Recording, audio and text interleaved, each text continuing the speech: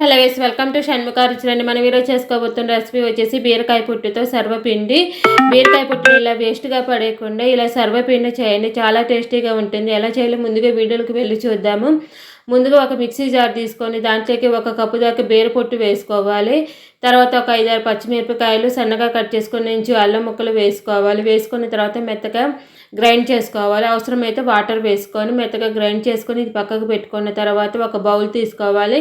ఒక బౌల్ తీసుకున్న తర్వాత ఒక పెద్ద ఉల్లిపాయని సన్నగా కట్ చేసుకొని వేసుకోవాలి. వేసుకున్న తర్వాత అందులోకి సన్నగా కట్ చేసుకున్న ఒక 2 పచ్చిమిరపకాయలు వేసుకోవాలి. వేసుకున్న తర్వాత జీలకర్ర వేసుకోవాలి, 1/2 టీ స్పూన్ జీలకర్ర కూడా వేసుకున్న తర్వాత క్రష్ చేసుకున్న పల్లీలు వేసుకోవాలి. వేయించి క్రష్ చేసుకున్న పల్లీలు కూడా వేసుకున్న తర్వాత ఒక 2 రెమ్మల కరివేపాకు, తర్వాత సన్నగా కట్ చేసుకున్న కొత్తిమీర వేసుకోవాలి. కొత్తిమీర కూడా వేసుకున్న తర్వాత నానబెట్టుకున్న పచ్చిశనగపప్పు ఒక 3 టీ స్పూన్ల దాకా నానబెట్టుకొని వేసుకోవాలి. వేసుకున్న తర్వాత అందులోకి ఒక 2 చెంచాల దాకా నువ్వులు వేసుకోవాలి. నువ్వులు కూడా వేసుకున్న తర్వాత నువ్వులు కూడా వేసుకున్న తర్వాత మిక్సీ పట్టుకున్న బీరపొట్టు పేస్ట్ వేసుకోవాలి. ఈ బీరపొట్టు పేస్ట్ వేసుకున్న తర్వాత 4 కప్పుల దాకా బియ్యపిండి వేసుకోవాలి.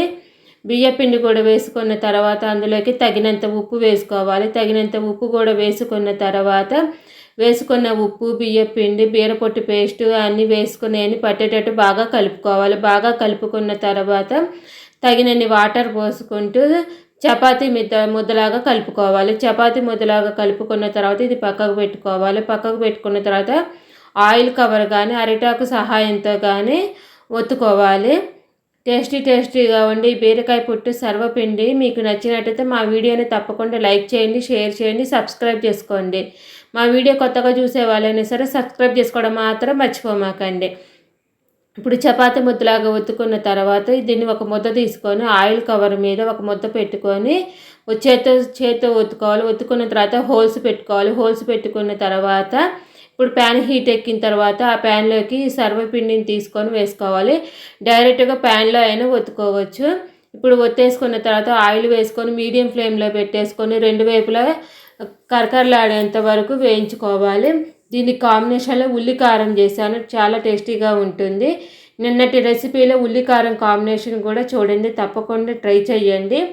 తర్వాత టేస్టీగా ఉండే ఈ బీరపొట్టుతో సర్వపిండిని కూడా తప్పకుండా ట్రై చేయండి. 2 వైపులా తిప్పుతూ వేయించుకున్న తర్వాత దీన్ని ఒక ప్లేట్లో తీసుకొని సర్వ్ చేసుకోండి.